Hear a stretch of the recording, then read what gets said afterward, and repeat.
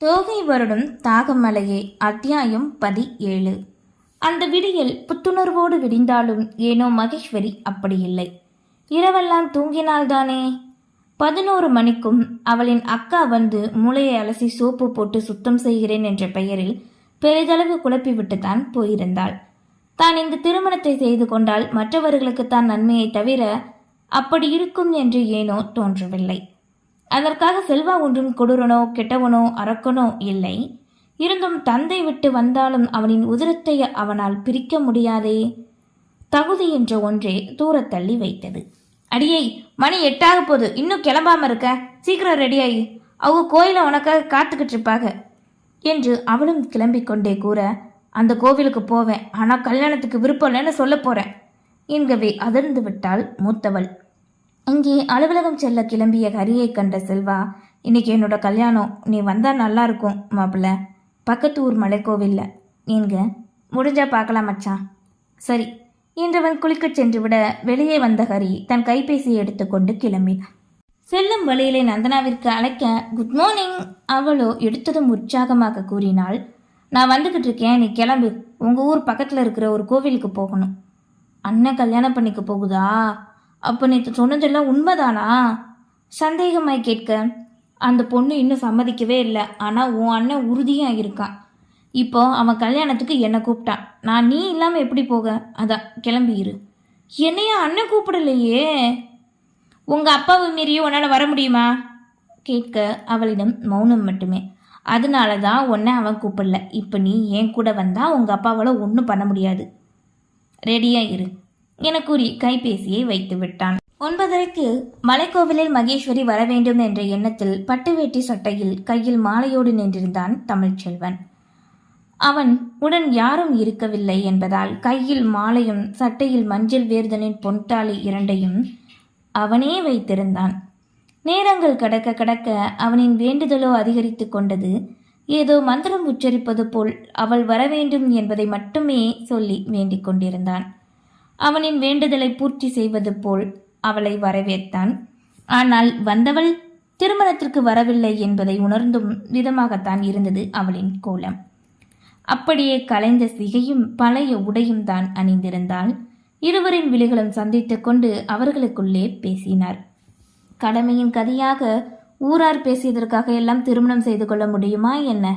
திருமணம் என்பது இரு மனங்களும் உறவுகளும் ஒன்றானது. தான் உறவினை இழந்த நிலையில் இருக்க, இருந்தும் உறவினை இழந்து வந்து அவன் நிற்கிறான். இருக்கும் உறவு என்றாலுமே பிணைந்து கொள்ளும், இழந்த உறவால் தான் வர முடியாது. மகேஸ்வரியின் விழிகளோ அவனை கூர்மையாக சந்திக்க பெரும் நம்பிக்கை தன்னுள் வந்து பரவுவதை உணர்ந்தாள். அவன் மனதில் தன்னை திருமணம் செய்து கொள்வதில் எந்த கபடமும் இல்லை என்பது புரிய, எதுவுமே நினைக்க முடியாது அப்படியே தரையில் அமர்ந்தாள். சட்டென அவள் விழவே பதறிக்கொண்டு வந்தவனோ வேகமாய் அவளின் முன்னே முட்டியிட்டு அமர்ந்தான். மகேஸ்வரி, என்னாச்சு? மெல்லிய கரங்களை பற்றி கேட்க அவனின் ஸ்பரிசத்தில் இருக்கும் மென்மை, குரலில் இருக்கும் அன்பு இரண்டையும் உணர முடிந்தது. இந்த திருமணம் வேண்டாம் என்று வந்தவளுக்கு ஏனோ வாய் திறந்து அதனை கூற முடியவில்லை. அவளின் மனமோ அந்த நொடி உண்மையான ஆறுதலைத்தான் தேடியது. பதுவை அவளின் விழிகளில் கண்ணீர் சுரக்க இழுத்து தன் நெஞ்சோடு அணைத்து கொண்டான். எதையும் யோசிக்கவில்லை. அவளின் கண்ணீரை வெகு அருகில் கண்ட பின் தாங்கிக் கொள்ள அவனாலும் முடியவில்லை. தலையை வருடி கொடுக்கவே அவனின் பட்டு சட்டை நனையும் அளவு அழுது கரைந்தாள். அவளின் மனநிலை என்ன இடத்தில் இருக்கிறது என்பதையும் அவனால் உணர முடிந்தது. தானும் உடன் சேர்ந்து இப்போது கஷ்டப்படுத்தி விட்டாலும் அவளின் வாழ்க்கைக்கு தான் செய்வதுதான் நல்லது. மகேஸ்வரியின் பின்னால் வந்த அக்காவும் அவளின் கணவரும் இருவரின் செயல் கண்டு அப்படியே நின்றுவிட நேரம் செல்வதை தெரியாது அழுது கரைந்தாள். அந்த மென்மையான அணைப்பு இதுவரை தன் பெற்றவர்களே கொடுக்காத அரவணைப்பையும் அன்பையும் கொடுப்பது போன்று உணர்ந்தாள்.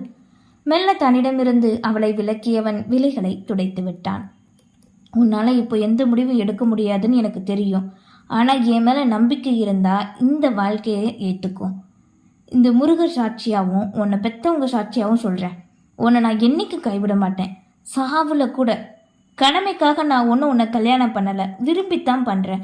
என் பார்வையும் மனசும் உன் மேலே விழுந்ததை நானே இப்போ தான் உணர்ந்தேன் என்றவாறு அவளை நிமிர்த்தி எழ வைத்தான். சரியாக அந்த நேரம் நந்தனாவும் வந்துவிட வந்தவளுக்கு நடக்கின்ற விஷயம் எதுவும் தெரியாது என்பதால் அண்ணனைக் கண்டு கலங்கிக் கொண்டுதான் வந்தாள். செல்வாவிற்கு நன்றாக விவரம் தெரிந்த பின்தான் உலகநாதன் நந்தனாவை வீட்டுக்கு அழைத்தார். முதலில் அந்த வீட்டில் அவளை மனதார உறவாக ஏற்றதே செல்வாதான். அன்றிலிருந்து இன்று வரை ஒவ்வொரு செயலுக்கும் அவளுக்கு உறுதுணையாக இருந்து அரவணைத்து வந்தது இருவருக்கும் இடையில் இருந்த அண்ணன் தங்கை பாசமே. உடன் பிறந்திருந்தால் கூட அந்த அளவு பிணைப்பு வந்திருக்குமோ என்னவோ என்றுதான் எப்போதும் இருவரும் யோசிப்பர். அண்ணே, அழைத்தவாறு அவனின் அருகில் வர தன் தங்கையை கண்டான். ஏன் இப்படி பண்ண? என்கிட்ட ஒரு வார்த்தை உனக்கு கல்யாணம்னு சொல்லவே இல்லை என்க அவனோ மகேஸ்வரியை தான் கண்டான். அவளின் அழுகை முகத்தை கண்டவளுக்கு ஏதோ சரியில்லை என்பது புரிய தன் அண்ணனின் புகழ் பாட ஆரம்பித்தாள். இங்கு பாருங்க அண்ணி, நான் இப்பதான் உங்களை முதல் முறையா பார்க்குறேன். என் அண்ணன் ரொம்ப நல்லவர். என்னை எப்படி பார்த்துக்கிட்டாருன்னு தெரியுமா? கோபம் இருக்கிற இடத்துல தான் குணம் இருக்குன்னு சொல்லுவாங்க. அதே மாதிரி தான் அண்ணனும் என்று அவளுமே சிறிது நேரம் சோப்பு போட ஆரம்பித்தாள். தம்பி, முகூர்த்த நேரம் முடிய இன்னும் கொஞ்ச நேரம்தான் இருக்கு. ஐயர் வந்து கூற கையில் இருந்த பார்சலை அவனின் முன்னே நீட்டினான். இதுல கல்யாணப்பட்டு இருக்கு என்று நீட்ட நிமிடங்கள் கடந்தாலும் இன்னமுமே அவளால் அதனை ஏற்க தயக்கம்தான். சரி, நான் உன்னை கட்டாயப்படுத்த விரும்பல. இனி நான் என்னைக்கும் உன் முன்னாடி வரமாட்டேன். ஆனா உன்னை விட்டு போகவும் மாட்டேன் என கூறி திரும்ப முயல கையில் இருந்த பார்சலை வாங்கி கொண்டாள். வாங்கிய பின் தான் அவனுக்கும் சரி அங்கிருந்தவர்களுக்கும் சரி முகமோ மலர்ந்தது.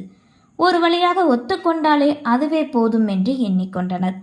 இதன் பின் எதுவுமே யோசிக்க வைத்து மனதனை குழப்பக்கூடாது என்பதில் மட்டும் அனைவரும் தெளிவாக இருந்தனர்.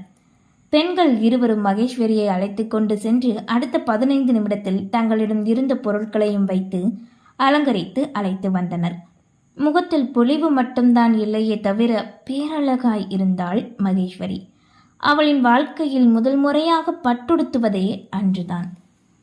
அவனின் அருகில் வந்து நின்றதும் இருவரும் முருகனின் முன்னே சென்று நின்று மாலையை போட்டுக் கொண்டனர்.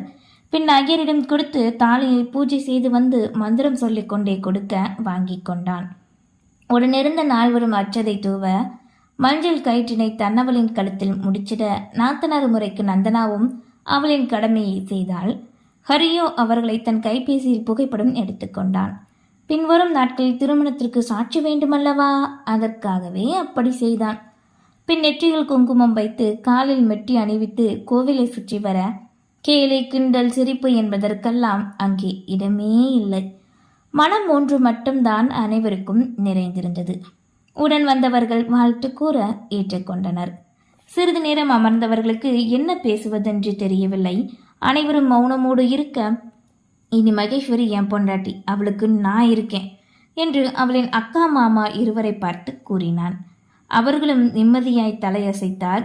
தங்கை திருமணம் முடிந்து சந்தோஷம்தான் என்றாலும் தங்களிடம் அவளை சார்ந்த பொறுப்புகள் எதுவும் வரவில்லை, அதுவே போதும் என்று எண்ணிக்கொண்டனர்.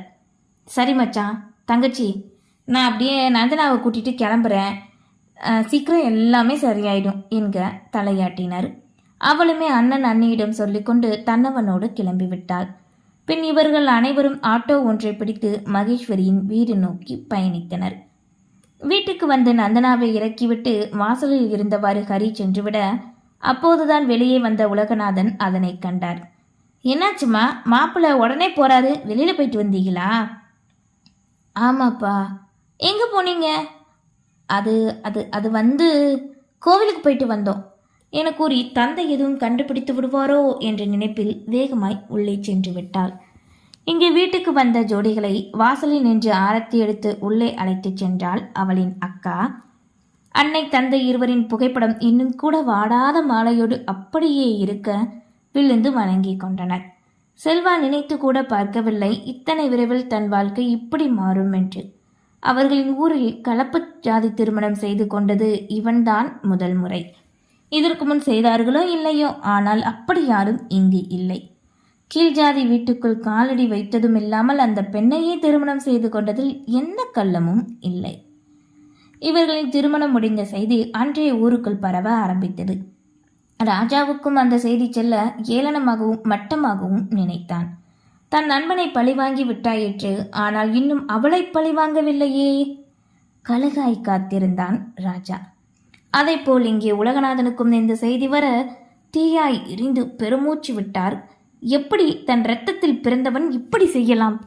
என்னதான் மகன் இல்லை என்று ஒதுக்கினாலும் கீழ்ஜாதி பெண்ணோடு இணைவது பிடிக்காது சினம் கொண்டார். தங்கதுர வாங்கின கடன் நாளைக்கு காலையில் 10 மணிக்குள்ள எனக்கு வரணும். அப்படி வரல வீடு புகுந்து வெட்டுவேன். போய் சொல்லு போ என்று கூச்சலிடவே அங்கிருந்து சென்றார் கணக்கு பிள்ளை. மாலை நேரம் போல் தங்களின் ஊருக்கு செல்ல கிளம்பிய மகேஸ்வரியின் அக்கா அவர்களின் முன்னே வந்து நின்றாள். சரி, அப்போ நான் நாளைக்கு ஊருக்கு போகிறோம், பார்த்து இருந்துக்கோங்க. பிள்ளைக்கு லீவ் இல்லை, என் மாமியார் கிட்ட தான் இருக்குது, அதான் சீக்கிரம் போகிறோம் என்கவே சரி என்றனர். பின் வாசல் வரை வந்து அவர்கள் செல்ல இருவரும் நின்று வழி அனுப்பி வைத்து உள்ளே நுழைய நினைக்க கணக்கு பிள்ளை வந்து நின்றார். என்ன கணக்கு? நிச்சயம் தன் தந்தை ஏதோ வில்லங்கம் செய்யத்தான் இவரை அனுப்பியிருக்கிறார் என்பது புரிய கேட்டான். தம்பி என்று அவர் என்ன சொல்வாரோ அதனை அப்படியே கூறினார். அவர் மூஞ்சில விட்டு எறிகிறேன், நாளைக்கு பொறுக்கிக்க சொல்லு, நீ வா என கூறி மனைவியின் கைப்பிடித்து உள்ளே அழைத்து சென்றான். மகன் கூறியதை அப்படியே சென்று தந்தையிடம் கூட ஆறாத காயமாக மகனின் செய்கை இருந்தது. அதைவிட மகளுமே இப்போது தன்னிடம் பொய் சொல்லியது புரிய பொருட்டாக மதிக்காத இவர்களுக்கு பாடம் சொல்லிக் கொடுக்க நினைத்தார். ஆனால் வயிற்கும் மீறிய பிள்ளைகளிடம் இனி முடியாது என்பது அப்போது அவருக்கு புரியவில்லை. என்ன செய்வது, எப்படி கடனை அடைப்பது என்ற யோசனையில் செல்வா அமர்ந்திருக்க மெல்லிய கொலுசொலி ஓசை கேட்க அவனின் முன்னே வந்து நின்றாள் மகேஸ்வரி. நிழல் உணர்ந்தே நிமிர்ந்து காண, இந்தாங்க, இது இந்த வீட்டோட பத்திரம், அடமானம் வச்சு எப்படியாவது அந்த கடனை அடைச்சிருங்க, விற்கணும்னா இப்போதைக்கு முடியாது என்று கூறி அதனை கொடுக்க மறுத்தான். என்னால் கடனை கட்ட முடியும், எனக்கு நம்பிக்கை இருக்கு, இதை வச்சு இப்போதைக்கு கட்டிட்டு அப்புறம் இந்த வீட்டை மீட்டு கொடுங்க என்கவே ஆபத்தில் உதவுவதற்கு தானே நிலம் நகை எல்லாம் சரி என வாங்கி கொண்டான். இருளும் லேசாக சூழ்ந்துவிட விளக்கினை போட்டு அமர்ந்தவளுக்கு இதன் பின் என்ன செய்ய என்று தெரியவில்லை. நான் இதை வந்துடுறேன் என கூறிய செல்வா பத்திரத்தை அங்கே வைத்துவிட்டு வீட்டினை விட்டு சென்றான். நேரங்கள் கடக்க கடக்க அவன் வராது போக மனமோ ஒரு நொடி என்னென்னவோ நினைத்து கொண்டது. திருமணம் செய்து தன்னை தவிக்க விட்டு சென்றானா என்ன, இல்லை எதுவும் நேர்ந்து விட்டதா? ஐயோ! தவிப்போடு வாசலுக்கே வந்து காத்திருக்க 9 மணி போன்றுதான் வந்தான். அவனை முழுமையாக கண்டே பின்னைதான் நிம்மதியான மூச்சினை விட முடிந்தது.